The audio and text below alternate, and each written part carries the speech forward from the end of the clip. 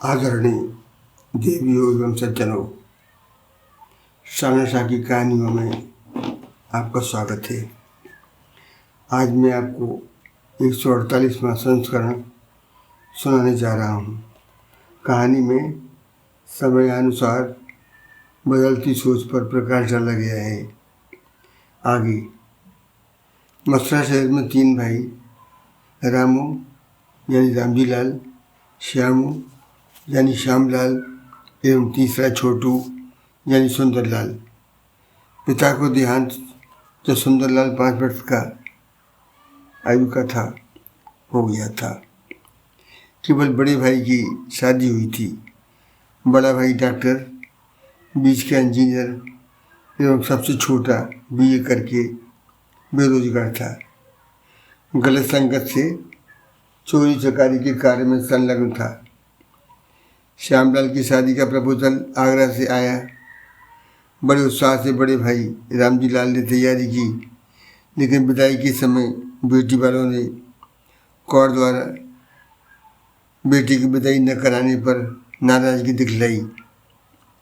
बड़ा भाई बहुत शांत स्वभाव का होने से सब कार्य शांतिपूर्वक संपन्न कराया, लेकिन नई नवेली बहू अपने पिता के व्यवहार से अप्रसन्न थी। शादी के बाद केवल एक बार पियर गई। शादी को 2 वर्ष व्यतीत हो गई। आना जाना रुक जाने से पियर वालों से सिर्फ शिकायत बनी ही रही। एक बार बहू के पियर से भाई भाभी मथुरा में कोई शादी समारोह में सम्मिलित होने आए। सोचा बहन की ससुराल भी हो आते हैं ताकि पारिवारिक तनाव में कमी हो। अतः भाई भाभी सुबह सुबह बहन मोहिनी के ससुराल पहुँचे।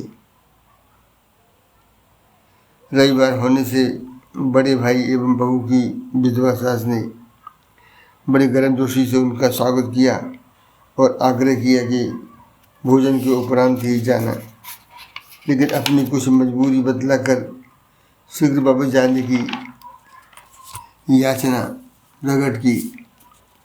अतः विनयपूर्वक उनके आग्रह पर बड़े भाई ने छोटे भाई सुंदरलाल को आदेश दिया कि बाजार से गरम गरम जलेबी कचौड़ी लाकर मेहमानों के नाश्ते का प्रबंध करो।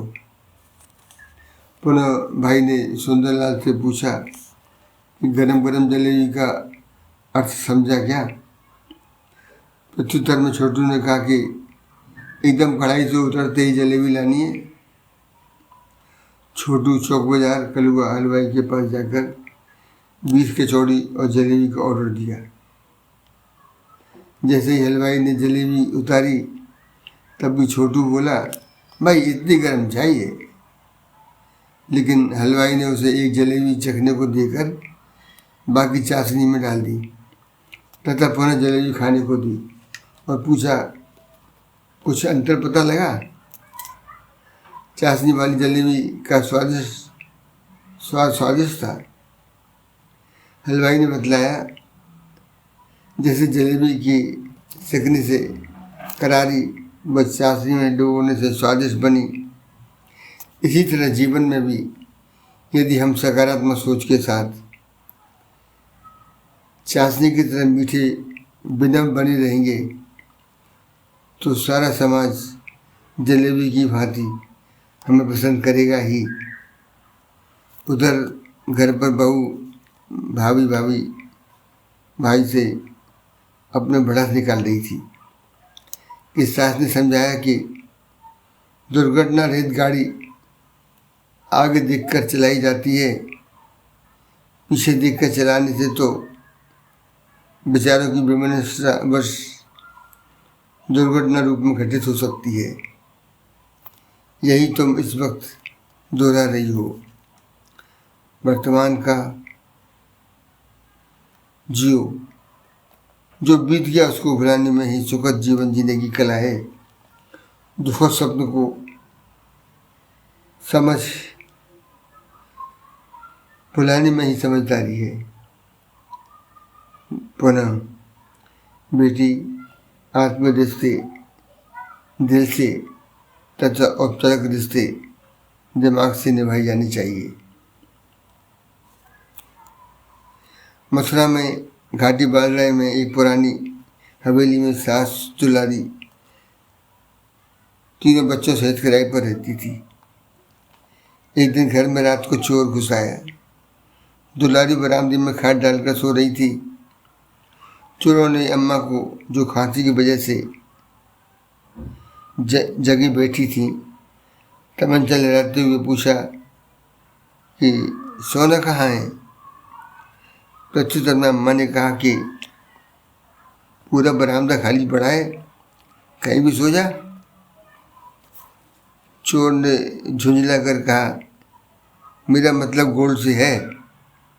इसके जवाब में अम्मा ने कहा कि वो तो सामने अलमारी में रखा है और चाबी मेरे ही पास है। क्यों परेशान है, बैठ जा, पानी पी ले, समझो तुम्हारा काम हो गया। और फिर मेरा छोटा बेटा भी तुम्हारे धंधे में ही है, इसलिए तुम मेरे बेटे समान हो, परंतु एक छोटी सी शर्त है। चोर ने कहा मतलब? अरे मतलब बहुत सरल है, तुम्हें मेरा सपना सुनना होगा बस, तथा उस स्वप्न का मतलब भी बतलाना होगा। मैं बहुत देर से इस पहेली पर सोच रही हूँ, पर कोई निर्णय नहीं कर पा रही। चोर ने तो ससली से पानी पिया और सठियाई अम्मा के पास बैठकर बोला, ठीक है, सुनाओ सपना, लेकिन यह बतलाओ कि चोर बेटे को घर में क्यों रख रखा है, बदनामी नहीं होती? अम्मा धीरे से बोली, घर का खर्च वही चला रहा है, बाकी दोनों कोरोना के कारण लगभग बेरोजगार हैं। पुनः अम्मा ने कहा, अब तू ध्यान से मेरी बात सुन। प्रथम पहर में मैंने देखा कि नीचे गाय भैंस के भूस भंडार में अचानक आग लग गई है और वह आग हवेली के प्रथम तल तक आ गई है। मैं इतनी डर गई कि मैंने बड़े बेटे रामू को सपने में जोर जोर से आवाज़ दी, कहकर रामू को चिल्ला चिल्ला कर आवाज़ देने लगी, ये मेरे बगल वाले कमरे में सो रहा है। उसके बाद श्यामू और छोटू को भी जोर जोर से आवाज़ दी, जो ग्राउंड फ्लोर पर सो रही थी। माँ के आधी रात में नाम लेकर चिल्लाने के कारण तीनों बेटे हॉकी लेकर भागे आई तथा हड़बड़ा कर देखा कि अम्मा के पास एक अजनबी आदमी बैठा हुआ है। इसे इशारा कर अम्मा ने कहा कि इसे गोल्ड चाहिए, अतः यह मेरे सपने को सुनना है। बेटों के हाथ बड़ी चालाकी से चोर को माँ ने पकड़वा कर चैन की सांस ली और चोर जोर जोर से तीनों बेटों को कह रहा था, भाई मैं कितना बेवकूफ़ हूँ जो अम्मा की ट्रिक भाप नहीं पाया। आप लोग मुझे खूब मारो और जेल भेज दो, मैं मंद बुद्धि इसी योग्य हूँ। भाइयों, मेरी कहानी कैसी लगी कृपया कमेंट्स देकर लाइक सब्सक्राइब कर मेरा मनोबल बढ़ावें। धन्यवाद।